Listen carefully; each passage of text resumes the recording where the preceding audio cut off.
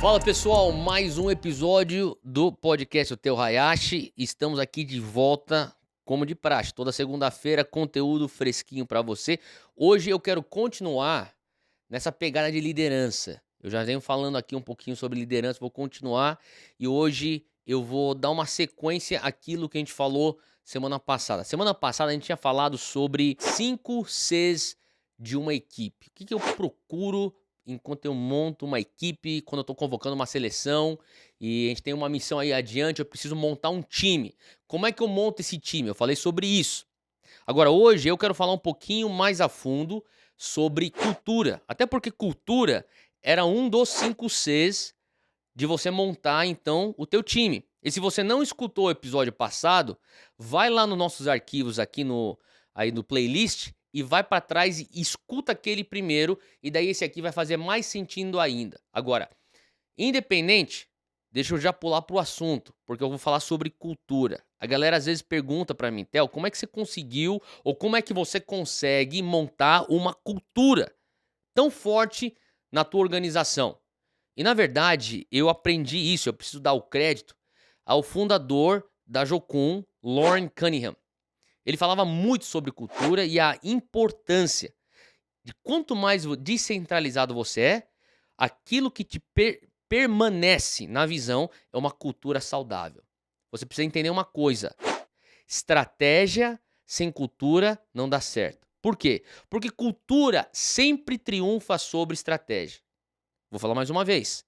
Uma excelente estratégia com uma cultura fraca nunca vai dar certo. Por quê? Porque a cultura sempre vai triunfar sobre a estratégia. Então, às vezes você tem uma visão incrível, você tem uma estratégia boa, você fala assim: "Theo, Deus falou que eu tenho que fazer isso", ou "Eu tenho essa visão para minha empresa que eu vou começar agora", incrível. Só que talvez o negócio não tá virando, porque você não tem uma cultura apropriada para essa estratégia. Então é importante que você venha ter uma cultura forte, tá? Então eu vou falar um pouco sobre como é que você constrói uma cultura forte. Primeira coisa que é importante é começar do começo, que na verdade não é nem aonde você começa, mas de onde você veio. Lá é o início, a tua história.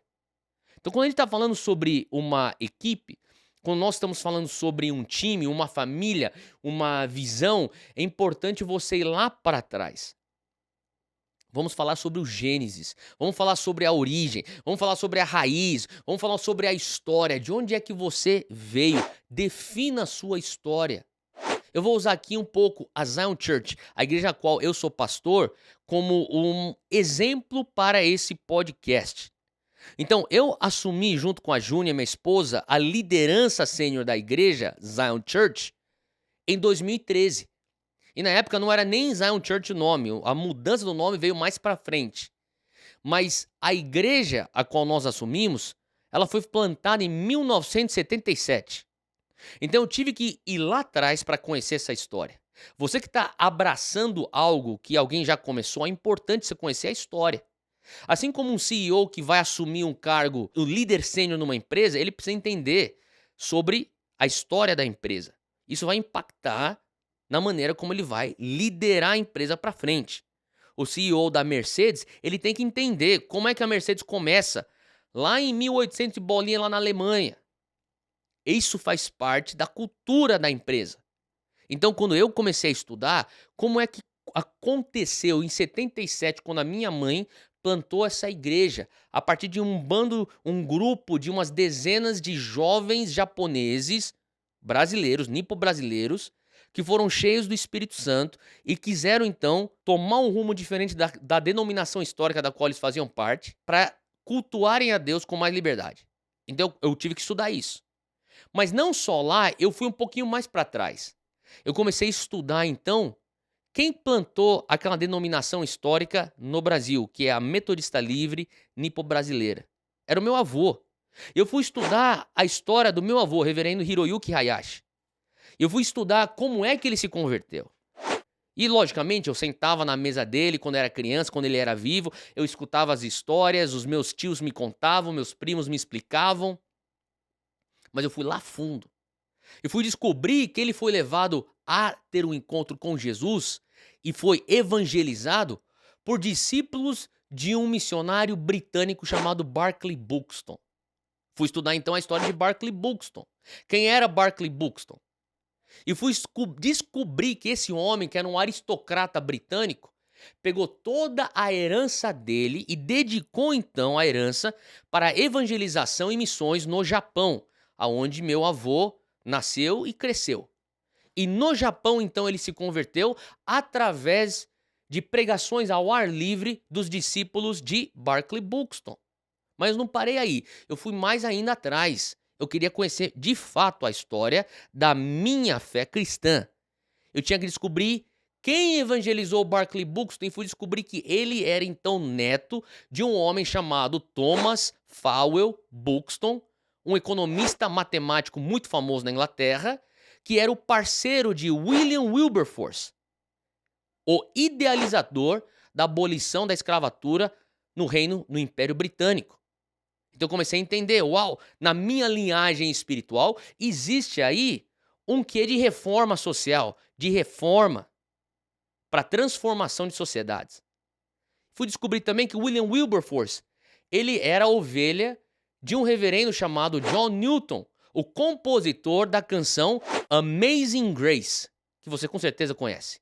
E não só isso, William Wilberforce também foi uma pessoa, um jovem líder, muito encorajado através de cartas de John Wesley, o fundador do metodismo.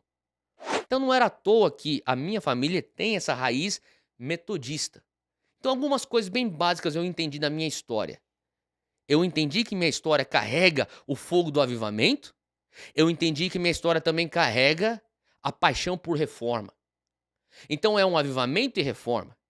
Tem a ver com o espírito e a verdade. Tem a ver com a ênfase em palavra e também no poder. Tem a ver também com algo que é além do Brasil, que traça sua raiz para o Japão. E do Japão traça sua raiz ainda mais para trás para a Inglaterra. Eu comecei a entender então por isso que a gente tem um DNA global. Um DNA de palavra e poder, um DNA de avivamento e reforma. Por que isso? Porque minha história começa a apontar acerca de mim mesmo. E talvez você está me escutando e você está falando, Theo, eu não tive uma mãe que era pastora, um avô que era um plantador de igrejas, eu não vim desse lar cristão. Mas você está numa igreja hoje que alguém plantou. E essa pessoa que plantou a tua igreja foi evangelizada por alguém.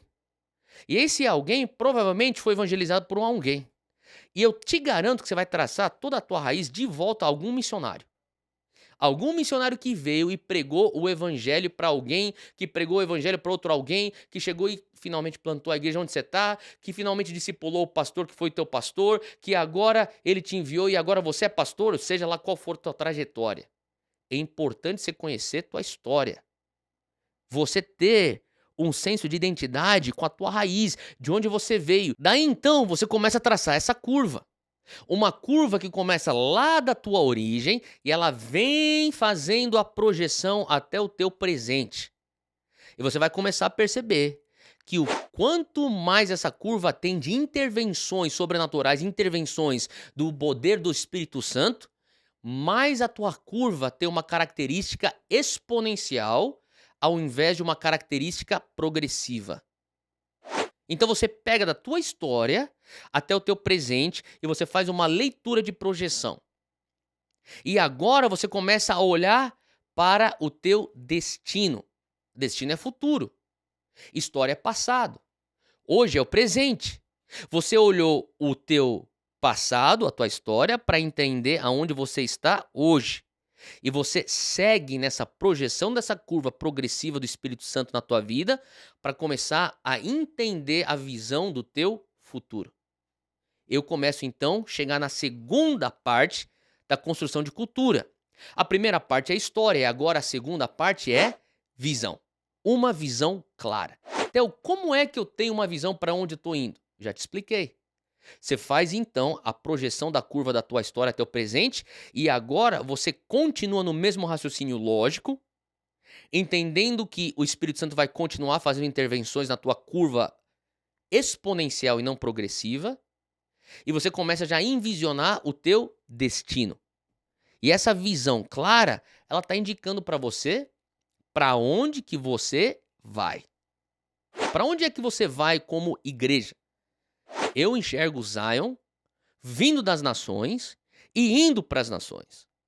Eu enxergo Zion vindo de uma história de avivamento, uma história de derramar do Espírito Santo, uma história de reforma, uma história de transformação social, indo para fazer discípulo das nações, levantando embaixadores do reino de Deus, que vão levar o avivamento e reforma nas esferas da sociedade. É para lá que eu enxergo Zion indo. A minha visão, ela nada mais é do que uma continuação do agir de Deus na minha história. Então eu pego a curva da história, eu sigo ela e consigo envisionar para onde eu estou indo. E nesse processo todo de história, item número 1, depois visão clara, visão para onde eu estou indo, item número 2, eu sigo então para item número 3, que é os nossos valores. Quais são os nossos valores? Quais são as características intangíveis, as características abstratas que eu preciso ver presente na nossa organização para que nós consigamos chegar aonde Deus quer que nós venhamos chegar? Quais são essas características? O que eu preciso para eu chegar lá? Esse aí são a relação de valores que você vai precisar definir.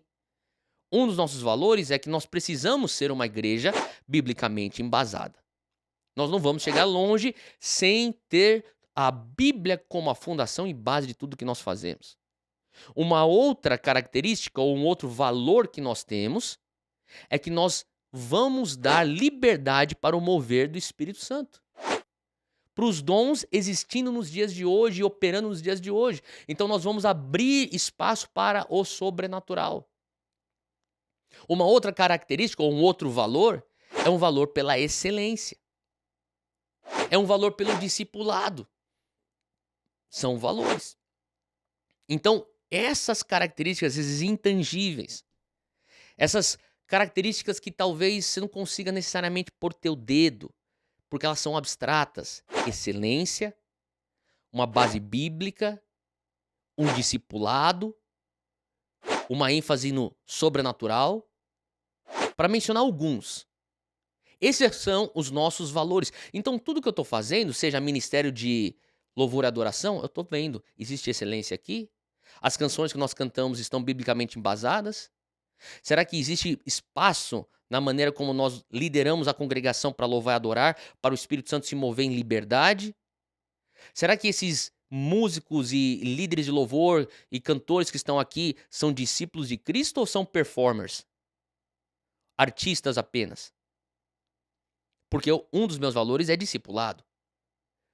Então, eu ponho essa mesma ênfase no ministério infantil. Será que as nossas crianças estão crescendo para serem discípulos de Cristo? Nós estamos ensinando elas isso? Ou será que aqui é simplesmente uma creche evangélica? Será que esse ministério infantil de fato zela por excelência? Ou a gente fala, são simples crianças. O que a gente precisa é ter um auditório bonito para os adultos e para as crianças, bota eles lá no quartinho, lá escuro, lá que não tem nada, que a luz às vezes nem liga, que tá cheio de mofo. Isso não é excelência. Será que a gente tem excelência, assim como nós temos excelência na preparação do culto para os adultos? E a gente fala assim, quem que tem um voluntário aí? Vai lá e fica lá olhando os bebês lá e as crianças lá não se machucarem. Eu quero ver a excelência no louvor e adoração, eu quero ver a excelência no ministério infantil, eu quero ensinar as crianças que o mesmo Espírito Santo que está dentro de mim está dentro delas, então elas podem fluir no sobrenatural. E eu quero desde pequeno ajudá-las a terem uma cosmovisão bíblica. Eu não vou simplesmente pôr aqui um desenho que não tem nenhuma coisa errada que está no Netflix. Não, eu preciso pôr para elas serem expostas a ensinamentos bíblicos. Eu preciso pôr Bíblia dentro dessas crianças. Então, esses são os nossos valores. Então, eu comecei com história, segui aqui com uma visão clara, falei sobre valores e muito conectado aos valores, eu diria, as práticas. As práticas. Esse aí são os métodos pela qual eu exerço ou pratico os valores. Então, eu já falei um pouquinho aqui sobre o Ministério Infantil. Existe aqui um exemplo muito bom sobre o que são os valores e qual é a prática. O meu valor é excelência. Qual que é a prática da excelência? Eu quero ter certeza que eles têm um orçamento digno e excelente para as nossas crianças. Eu quero ter certeza que os nossos professores de escola dominical ou líderes do Ministério Infantil são tão treinados quanto os nossos líderes de grupos pequenos, de links ou de célula, seja qual for a nomenclatura que você usa. Eu quero ter certeza que as pessoas que estão liderando nossas crianças, elas vão ser enfáticas em relação à Bíblia, tanto quanto o pregador prega a Bíblia de domingo de manhã no púlpito e no culto principal. Essa é uma prática. Uma das nossas práticas como Zion é sobrenatural. Eu quero ver o mover do Espírito Santo através dos dons do Espírito Santo. Então faz sentido no final do culto eu fazer um apelo, não apenas para salvação ou reconciliação, mas também para quem está enfermo. Venha para frente, nós vamos orar por você. Nós cremos que Jesus pode te curar aqui e agora. Essa é uma prática. Quando eu falo sobre um valor de biblicamente embasado, eu também preciso ter uma prática que dá vazão a esse valor. E uma das coisas que nós fazemos é, além da Bíblia que é ensinada no culto de domingo, nós estamos deixando à tua disposição, você que é membro da igreja, para você fazer um instituto bíblico. Talvez você tenha uma terça-noite livre, uma quinta-noite livre, ou uma segunda, uma quarta, e você pode vir aqui e fazer cursos teológicos, cursos bíblicos, porque nós queremos alimentar a tua fome pela palavra. Então, como eu já disse, você tem seus valores, mas também você tem a prática dos valores. São vias e métodos pela qual você consegue viver no dia a dia esses valores. Então, resumindo, como é que eu construo uma cultura muito forte? Defina muito bem a tua história. Defina muito bem de onde você veio.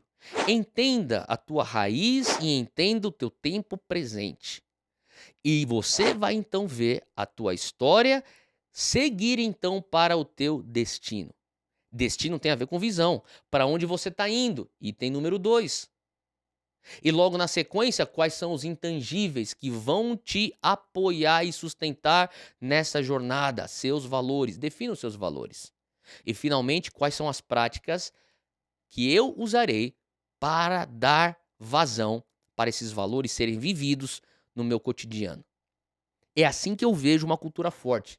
Eu espero que isso venha ter te ajudado e ter aberto aí novos horizontes de como é que você consegue construir a cultura da tua empresa, da tua igreja, do teu ministério, da tua organização, para que ela venha a ser uma cultura tão forte que seja como uma correnteza, que por mais que hajam pessoas que queiram fazer contra a tua cultura, a cultura é tão forte, essa correnteza leva essas pessoas juntos. Deus te abençoe e até o próximo episódio.